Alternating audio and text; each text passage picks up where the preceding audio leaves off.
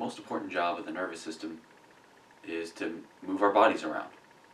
If we don't move, we don't eat. If we don't eat, we don't live. We also need to move to find a mate, successfully mate, and make the next generation of folks. So movement's pretty important. Today we're going to look at disorders that affect movement. We'll start off by looking at the muscular dystrophies, which act at the level of the muscle. Then we'll look at spinal muscular atrophy, which is a disease of the motor neuron. So collectively, these disorders affect neuromuscular function, but from two different angles. So we'll start at the muscle and work our way backwards. You can see in this illustration over here some typical signs with muscular dystrophy. In particular, Duchenne muscular dystrophy, which is more severe than many of the other types.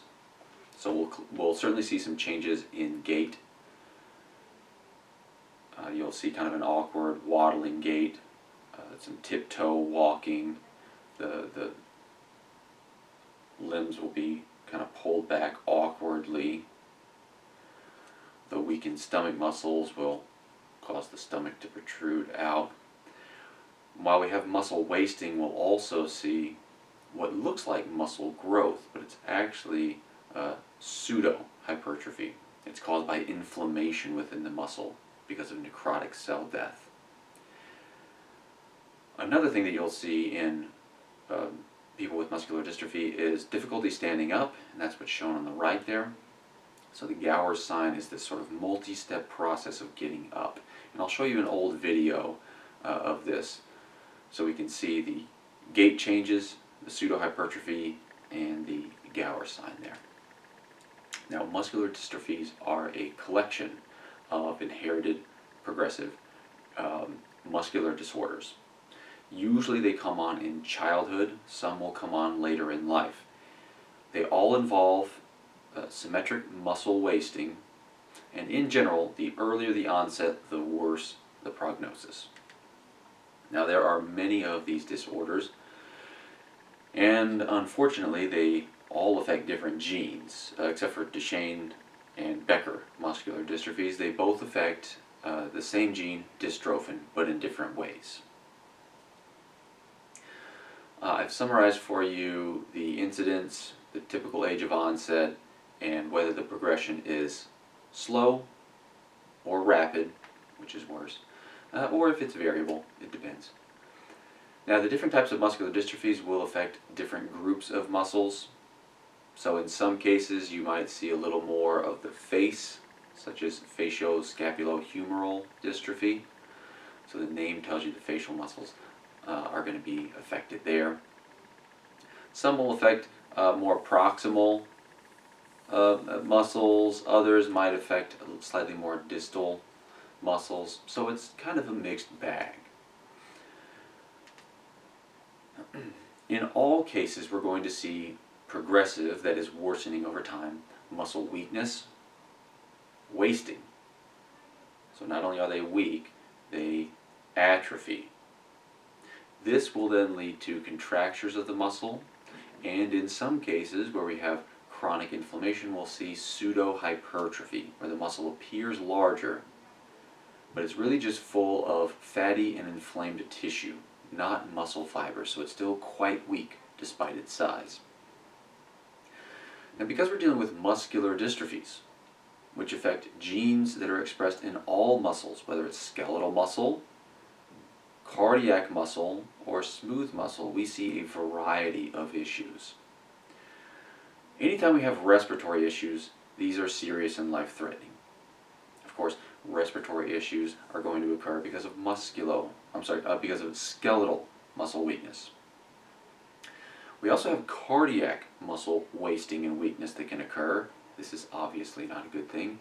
And digestive issues can occur as well, partly because of skeletal muscle weakness. We have difficulty chewing, swallowing, but then there's also smooth muscle deficits that arise as well. So moving food through the digestive tract can become impaired in more severe cases of muscular dystrophies. Usually, intellectual function is not affected, but there are cases where it is. Again, it's a mixed bag. Here we see a video showing us, we're going to see a couple different kids. Neither of them have clothes for whatever reason. Probably so we can see the changes in the musculature. Now notice in this young man here, his calf muscles appear enormous. That's not because he has big strong calves. It's because of the chronic degeneration and inflammation within his calf muscles, causing them to balloon up with fatty and inflamed tissues. So there we can see the gait and some of the pseudo-hypertrophy. Now we're seeing the kind of stepwise and laborious rise from the ground that children with muscular dystrophy must go through. Because of their weakness, they have to take this multi-step process to raise themselves up. They can't just stand up in one fluid motion like you and I. So we see here the Gower's sign, where we have this multi-step rise. Now, as far as making a diagnosis, this of course has to do with noticing a pattern of muscle wasting, and because these are heritable, there will often be a family history. Now, many of these are recessive, so you might have to go back a couple of generations, but there should be a family history because these are heritable disorders. So a family history of muscular wasting, of course, followed by signs of weakness in the child, suggest muscular dystrophy. In the end, genetic testing confirms the diagnosis. There are other ways of detecting muscular dystrophies, such as muscle biopsy. So we can take a sample of the muscle and look for changes in muscle fiber size or signs that we have chronic inflammation. Over here in this image, you can see some of the muscle fibers have kind of variable sizes, and that's okay. We don't want to see massive differences in sizes, like we can see kind of toward the top in the middle, but what you'll notice around the center of the image is a whole bunch of these little purple cells that have infiltrated. So we can see infiltration of white blood cells within the muscles. This is telling us that we have inflammation. The muscle fibers that degenerate can be replaced with new muscle fibers from the stem cells, but they will invariably die as well. The types of tissues that will hang around would be connective and fatty tissues, and that causes the pseudo-hypertrophy. Now, in these muscle biopsies, we can do some staining to look for the mutated proteins, such as dystrophin. So we can look for the amount of dystrophin present. Top left, panel A, that's control. So that's what normal dystrophin staining looks like. You'll notice that dystrophin is around the outside of the muscle. What we're looking at here is a cross-section of the muscle. Right, not the whole thing, but they take a small biopsy, and we're looking at a cross-section through that. So you'll see some fibers, and they'll actually look very similar to this. The black, in this case, is dry erase marker, but on the slide there, that's an antibody that is stained for dystrophin. We should see dystrophin around the outside of muscle cells. We'll go through dystrophin's function in just a little bit. Now let's take a look in the top right, panel B. Well, clearly we're seeing changes in muscle fiber size. That's indicative of some kind of pathology. Not a real big change in the amount of dystrophin, because limb-girdle muscular dystrophy doesn't involve dystrophin mutations. It kills the muscle in other ways. On the bottom, here's where we see our dystrophin issues. Duchenne muscular dystrophy. You can see a couple cells there still have dystrophin, but most of them largely absent. The mutations that cause Duchenne muscular dystrophy decrease the expression of dystrophin. So those muscle fibers appear very light gray because they've lost their dystrophin. Bottom right, this is Becker muscular dystrophy. Still a dystrophin mutation, but rather than decreasing the expression, they just create a mutated version of dystrophin that doesn't work quite as well. And you can see here, clearly we have changes in the size of muscle fibers, and although we do see some dystrophin in all of the cells, It's not quite normal. Limb-girdle muscular dystrophy is not caused by mutations in dystrophin itself, but instead one of the binding partners of dystrophin, that is the sarcoglycan complex. Anywho, we'll talk about those in just a little bit. How else might we diagnose muscular dystrophy? Well, we could look for a change in the electrical activity within the muscle, because weakness can occur for one of two reasons. There's something wrong with the muscle, or there's something wrong with the nerve that innervates it. And we can use EMG to distinguish neurogenic and myogenic lesions. So what do we tend to see with EMG? Well, it depends on which motor neuron we've affected, first of all. So let's just look at neurogenic versus myogenic lesions. What are we going to see? Well, the first row there is just showing you insertional activity. That's the electrical activity you see when you insert the needle into the muscle. The only thing that jumps out here would be cases where we have hyperactive input to the muscle. So, where we have a decrease in input to the muscle, so it becomes more active sort of endogenously. Its intrinsic activity increases. So when we have lower motor neuron lesions, we see an increase in muscle excitability. It's just homeostasis. So the insertional activity increases. This is accompanied by an increase in spontaneous activity. So with lower motor neuron lesions, we're going to see fibrillations or involuntary muscle contractions. We don't see it with upper motor neuron lesions or, of course, with myopathy. Whenever we have muscular dystrophy and the muscles breaking down, that doesn't increase its intrinsic activity. Muscles only increase their excitability when they're deprived of the external input from lower motor neurons. Now, as far as the evoked activity, that third row, this is one that'll help us distinguish between upper, lower motor neuron and myogenic lesions. So the motor unit potential, this is the electrical activity recorded in response to evoked muscle activity. So you'll see there's a few action potentials that are going to occur, and they kind of build on each other, so you get this sort of multiphasic response. We'll call this normal. In the case of a lower motor neuron lesion, the remaining motor neurons are going to innervate the deinnervated muscle fibers. So if we consider, let's say, 3 muscle fibers here, I used to have a motor neuron that innervated this one. I had a separate one that innervated this one over here, and I had yet another for this motor neuron. Well, in lower motor neuron diseases, if we have damage to lower motor neurons, and we lose these two, this remaining motor neuron can branch out its axon to reinnervate the muscle. Thus, whenever we evoke some activity in the lower motor neuron, we're going to contract a greater number of muscle fibers. So we're going to see larger responses, but they'll be sort of multiphasic in the peak, because we're contracting multiple muscle fibers, but not in a synchronous manner. So you have to think of this as several of these kind of laid on top of each other. It kind of gives us this large multiple peak.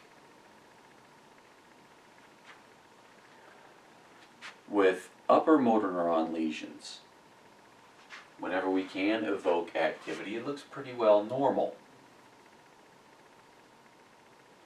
With muscular dystrophies or myogenic lesions, because we're degenerating the muscle fibers, the amount of electrical activity that we record is reduced. So we're going to see smaller, still asynchronous responses. All of this is to say that we have many ways of diagnosing muscular dystrophies. Family history and genetics.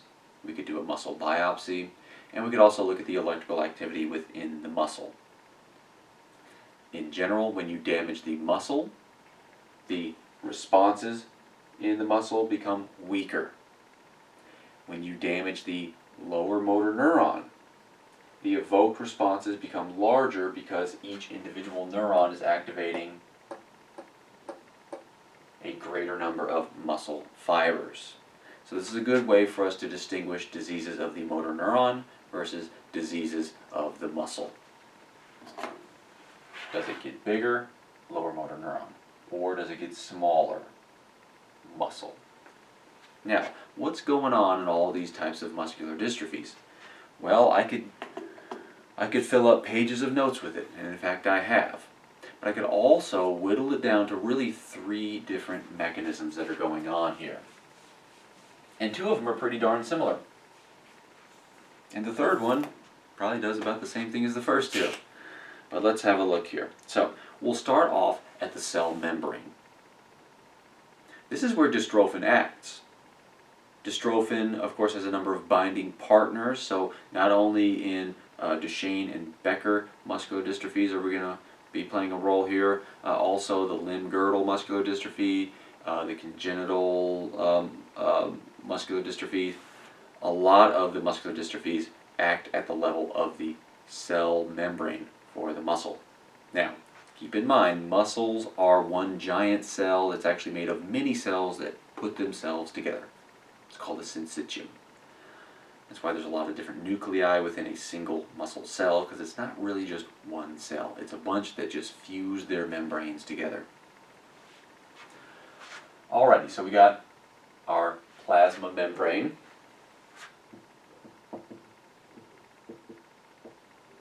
We got the outside of the cell out here, and one of the great things that we find outside of cells is an extracellular matrix. It contains a number of durable structural proteins like collagen, for example. Right, so we got a number of these connective fibers outside, and these are tough. Collagen's quite tough. That's why you have to cook stew meat for so long, because it's full of collagen. The connective tissue is tough. You cook it long enough, these 3 strands break apart. By the way, collagen is made of 3 strands of gelatin. Same thing in Jell-O. So it falls apart. That gelatin holds on to water, and even though you've overcooked the meat, it seems moist because you broke the collagen down into gelatin. But we're not cooking here. We're trying to hold this muscle cell together, and collagen's going to help us do it because it's so tough. It's hard to rip collagen. So what we want to do is link the inside of the cell to the collagen on the outside of the cell, and that's where our dystrophin complex comes in. Anytime you hear the word complex, it just means a bunch of proteins. I'm going to summarize this as a nice little jelly bean here. And that's my dystrophin complex. So a whole bunch of proteins that interact with this intracellular protein dystrophin. There it is. So that's the thing that we stained for and saw a decrease in Duchenne and Becker muscular dystrophy. Okay, so dystrophin is linked to actin filaments. Actin filaments, of course, well, there's a bunch of proteins that link it to that. So we got a bunch of other little jelly beans in here. And these link us up to the sarcomere. Right, we got our actin filaments. We'll just put 3. And you know what sarcomeres look like. We got our thin actin.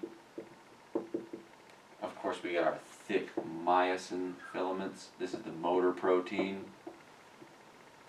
This is what actually creates the force so that our muscles can contract. I have to do this, I'm so sorry. Okay, good enough.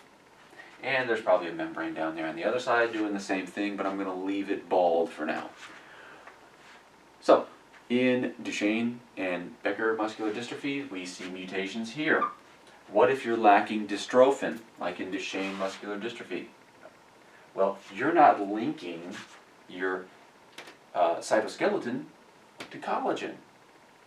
This makes the muscle far more fragile, and it makes it much easier for its membrane to tear, because the job of the muscle is to change its size, to create force so we can move stuff, and to be stretched a little bit so we have some flexibility.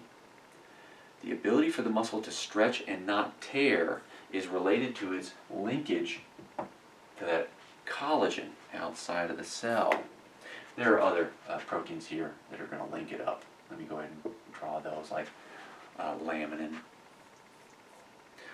Other muscular dystrophies will have mutations, somewhere in this region. Remember, it's a complex, so there's a bunch of proteins in there. I've got a big table for you that lists all these.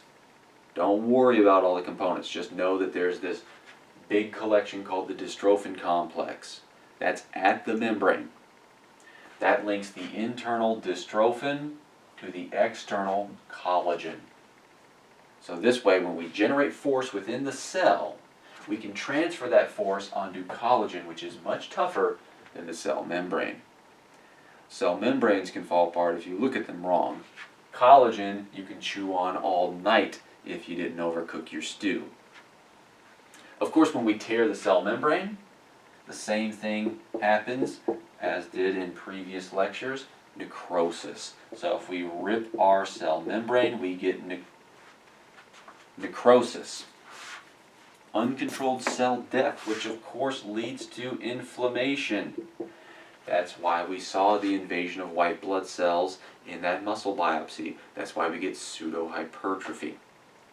Inflammation, not a good thing. So that's one option.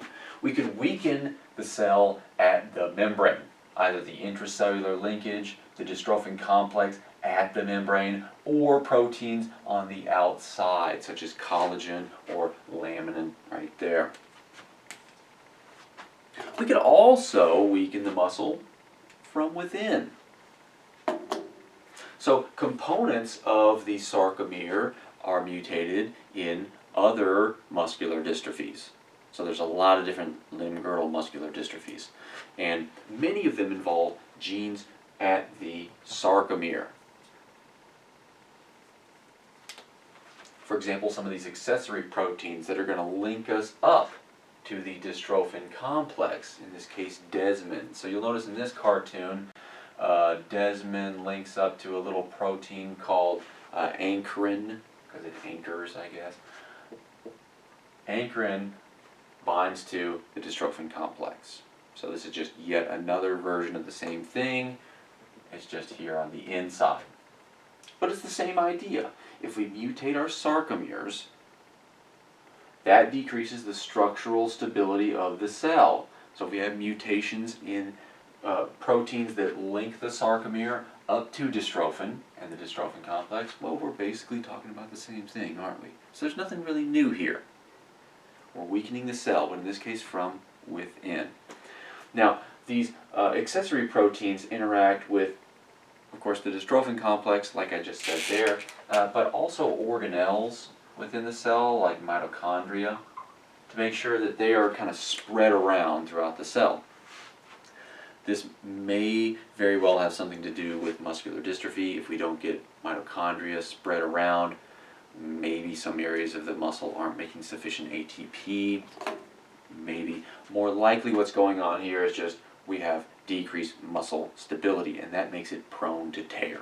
So if we look over in these data on the left, we've got WT, that means wild type. HOM means homozygotes, so that means they have 2 copies of mutated desmin. So light gray, normal, black, mutated. Okay, so we have that desmin mutation. Notice on the left, the amount of force that the muscle can generate is cut down by less than half. If we look over on the panel on the right, panel F, what you want to look at here, this is like this is a survival plot of the muscle fibers. So what they did was stretch the muscle out and see at what point did it break. So they got 5 different muscle fibers and they stretch them out some percentage of their resting length. So look at about 140% of the resting length. At this point, we've broken all but one of the muscle fibers in our desmin mutants. but none of them in wild type. So the force on the left tells us the muscle's weaker. That's consistent with muscular dystrophy. The plot on the right shows us that the muscle is fragile. So whenever we have these mutations within the cell, when we mutate proteins that link us up to the dystrophin complex and thus to collagen, that also weakens the muscle, making it easier to tear. Now the third option that I'm giving you here for pathophysiology really could affect anything, any cell. A change in gene expression. And I know that's not very satisfying to hear, but anytime we change a gene expression, we run the risk of killing the cell. Cells are what they are because of the proteins that they create. So if the cell is unable to create the RNA and then create the protein and then fold it up properly and then put it in the right spot, that cell is toast. So there's a collection of mutations that affect the muscle's ability to create proteins properly. Those I'm lumping together and calling them aberrant gene expression or abnormal gene expression. So this could be at the level of DNA. For example, there are mutations in a DNA methyltransferase. This is a protein that adds methyl groups onto DNA and makes it harder to read. So methylation kind of compacts the DNA, acetylation opens it up so we can read it. DNA, like a book, must be opened to read it. As a reminder, you should open your books and read them after this video. So, if we have mutations in a DNA methyltransferase, that makes the DNA easier. Makes the DNA easier to read. That might sound like a good thing, but a cell is not only the proteins that it makes, but also the proteins that it doesn't make. We don't want to make the wrong protein. It can interfere with our normal function. And that's likely what's going on here. We don't have a great, specific mechanism worked out for death, but you could imagine basically anything happens. Because what occurs in this case when we have that methyltransferase mutated? Normally we keep the DNA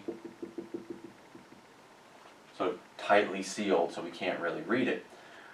With my methyltransferase mutation, right, so normally we're adding methyl groups on here to keep it nice and tight. When it's mutated, you could think of the DNA as opening up quite a bit, right? So it's a lot easier to read, and now we can actually express these genes and make something. So when the DNA is methylated, no expression.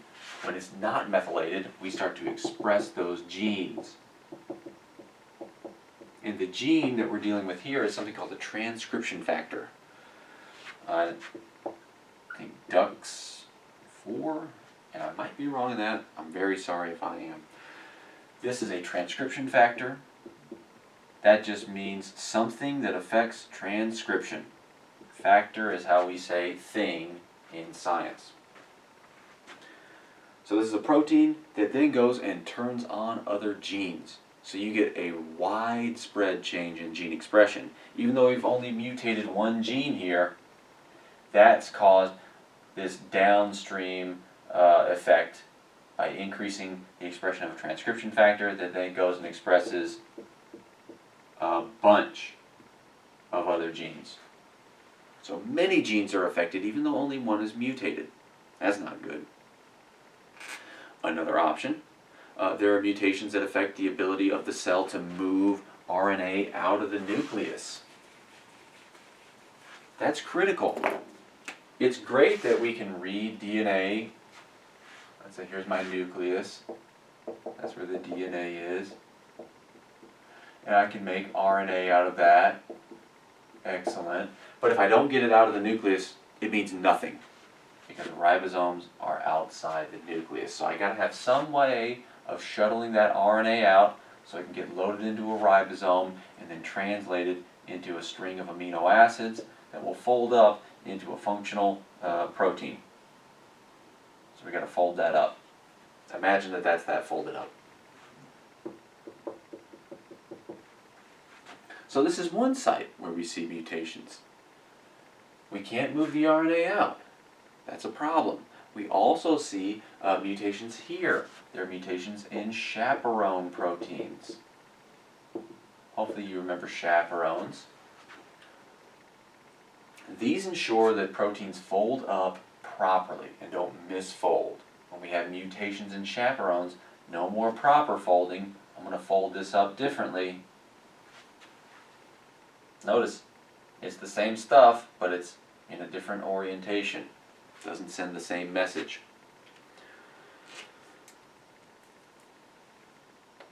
There's another set of mutations that causes an RNA expansion.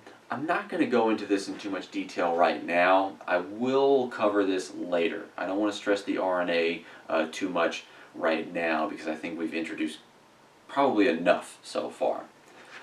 But all of that is to say, if you can't make proteins and you can't fold them up, and you can't get them to where they need to be, the cell doesn't function properly. Because the default is death. The way that we escape death is by creating anti-apoptotic BCL2 proteins. Notice I just said they're proteins. So if we can't make and, of course, fold up proteins, that's what chaperones do. Well, that cell is toast. It doesn't matter if it's a neuron or a muscle cell. Every cell under the sun needs protein. So there's our third option. So if you don't have a mutation in dystrophin, okay, maybe you have one of these mutations and now not only is dystrophin screwed up, but everything else is. That'll kill you too. As far as treatments go, for now, they're supportive.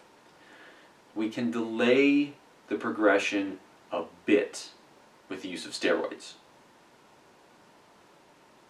Keep in mind, the cell death that occurs is through necrosis, so inflammation is going to occur. That can be a problem, so we want to cut down on the inflammatory response, and that seems to help. The data shown over here are showing you the change in all of the variables per day. That's why the values are all so low, right? 10 to the minus fourth. So when they're talking about running 9 meters, that's how many seconds that they improved per day. That's not how long it took them. They're not running in sub-millisecond times. That would be amazing for someone without muscular dystrophy, let alone someone with. So these data are taken from a crossover trial. So it's the same subjects. Some of them got placebo, some got the glucocorticoid. And you can see here, in general, function is a lot better with our steroids, with steroid use. So they can slow the progression a bit. The muscular dystrophies still progress.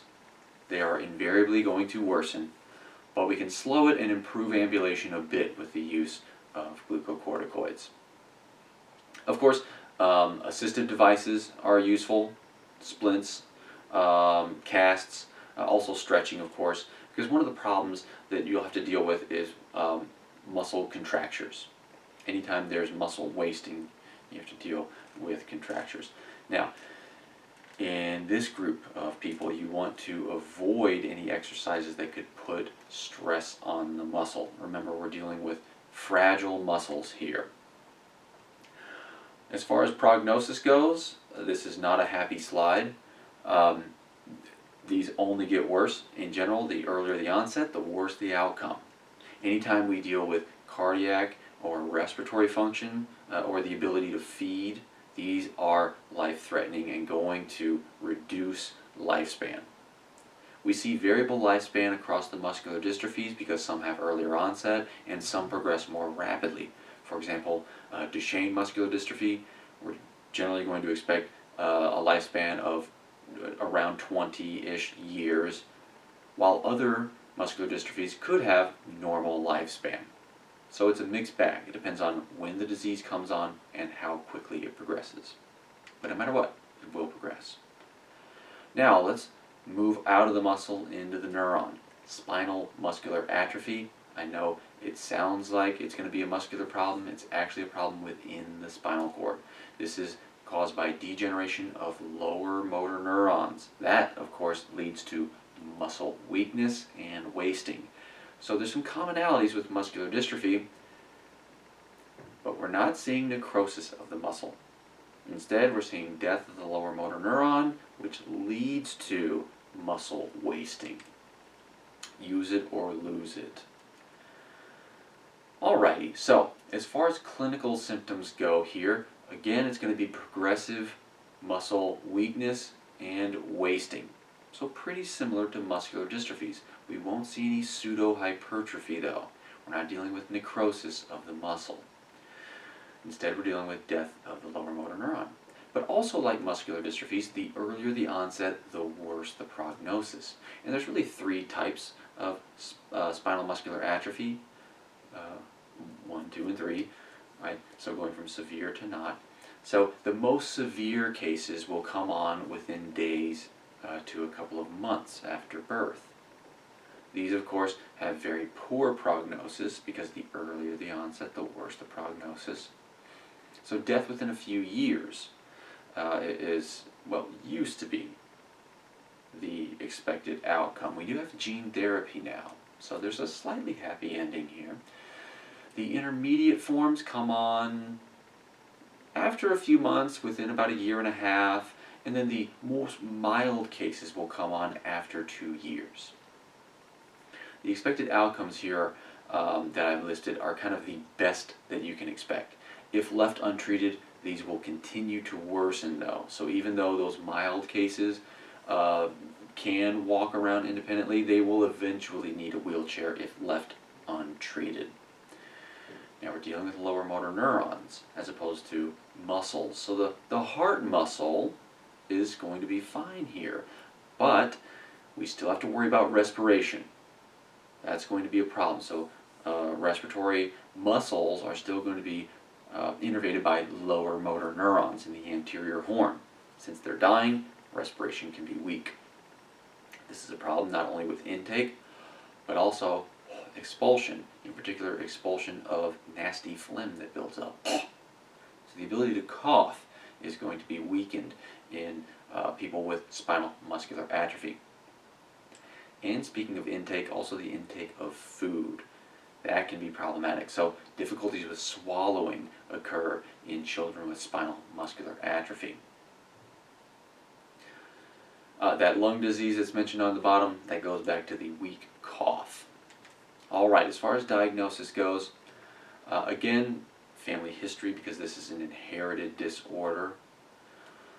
We want to see rather than suggestions of myopathy, the clinical examination will suggest lower motor neuron type weakness.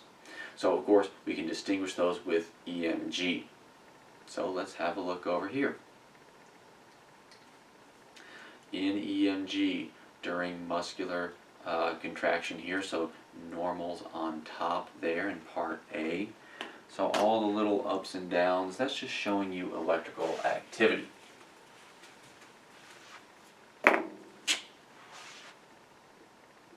With different muscular contractions. So maximum contraction, not just the slightest little bit, so not the motor unit potential before. This is going to be like a bunch of those. That's why it's not just a single event. Now, in the case of lower motor neuron disease, what are we going to see? Hopefully we're thinking high amplitude here. Alright, so hopefully we're going to see, sorry, I just naturally went to drawing action potentials. We're going to see larger amplitude responses because remember, each lower motor neuron innervates a greater number of muscle fibers. As opposed to a myopathy, where we see a decrease. So that's what's going on over there in those EMG recordings. We got no neuromuscular abnormalities, lower motor neuron, and then myopathy in A, B, and C.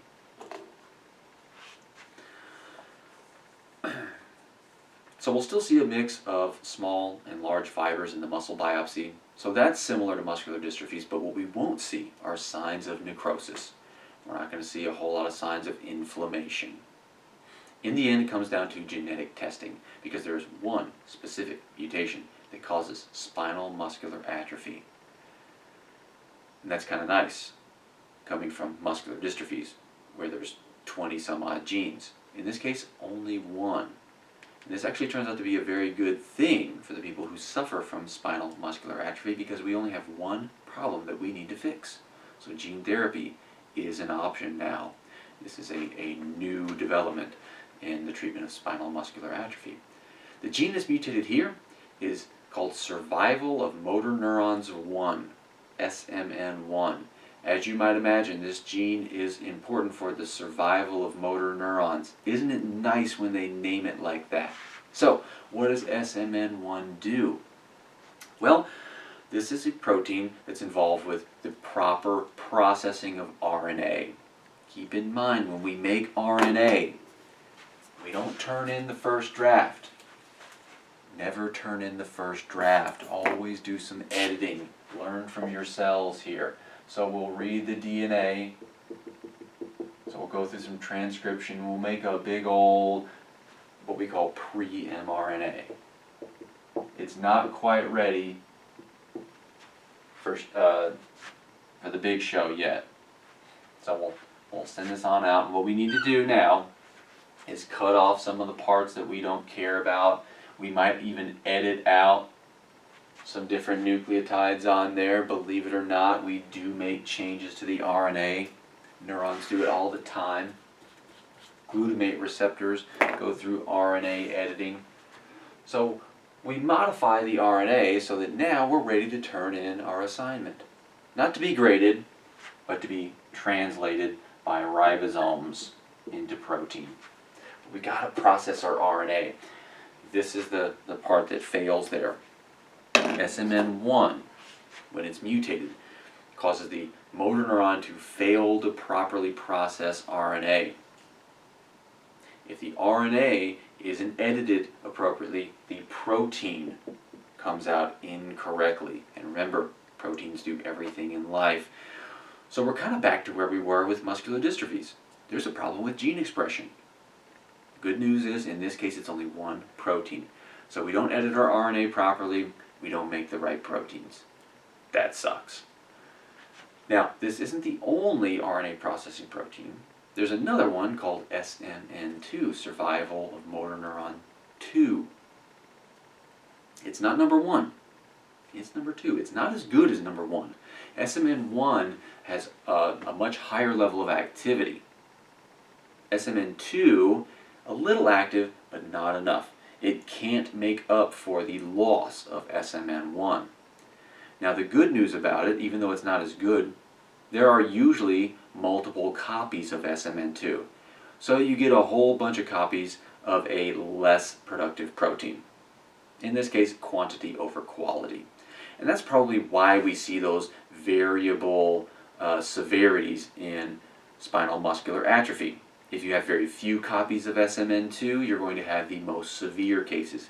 If you have a lot of copies of this kind of crappy protein, well, you get the job done, sort of, and you'll have more mild symptoms. All this is showing us, here is the just what the motor neurons look like in spinal muscular atrophy versus control, right? And so what we can see here, there's kind of a decrease in the staining on the right, suggesting to us a decrease in the number of motor neurons. So just look on the top there. You got top left and top right. The red blobs are motor neurons. So we have fewer motor neurons in spinal muscular atrophy because neurons have a problem making proteins. And neurons make a lot of proteins. They don't tolerate changes in gene expression. So as far as treatments go, there are, of course, supportive therapies. These are similar to what we'll see with muscular dystrophies. So in the case of any contractures that occur, scoliosis, right, those are going to be treated similarly. We can use braces. There can be surgical correction as well. Orthotic devices can be helpful to support standing and, of course, mobility. One thing here that we're seeing the data for would be cough assistance. It's called a cougholator. So this can help remove secretions because of the weak cough that we find with lower motor neuron disease. So without cough assistance, the survival decreases because of the development of lung disease that we can see in the very dark line there. The lighter line, where they have cough assistance, certainly survival is not 100%, but the survival is better over the course of the roughly 7 years that they followed this group. So with cough assistance, they could remove the phlegm, lung disease drops down, and survival improves. Of course, feeding tubes can be used in the case of feeding problems, but even better, we actually seem to have, I'll say, a cure. We'll see what the long-term outcomes are, but we certainly have the ability to dramatically improve motor function in children with spinal muscular atrophy. So gene therapy to replace the mutated SMN1 can improve mobility in children with spinal muscular atrophy. These are the data from the first trial that showed efficacy of this SMN1 gene therapy. There's a few different types of gene therapy available, but they're all going to do the same thing. They use a virus to introduce the non-mutated version of SMN1 so that the surviving motor neurons now have functional copies of SMN1 so they can properly process their RNA and thus create proteins. In the data shown over here, the CHOP in 10 score, this is just a measure of motor function. We'd like to see scores above 40 that would indicate a relatively normal motor function. And what you find here, that upward movement in motor function in most of the children. Those that got the gene therapy perhaps a little later, there's one line there, that purple line, we didn't see clinically significant improvement, but in everyone else we did. So this is wonderful stuff. By preventing the death of motor neurons, we can stop the progression of the disease. And as the surviving motor neurons reinnervate the muscles, we see improvement in motor function. So you can take a child who's unable to feed themselves, give them this gene therapy, and now they can chew up their food, swallow it, and they can even start to move around independently. It really is an amazing treatment. Speaking of amazing, this video's done. I got some questions here that you can look over. If anything seems tricky, put it in the questions box and we'll talk about it in class. See you later.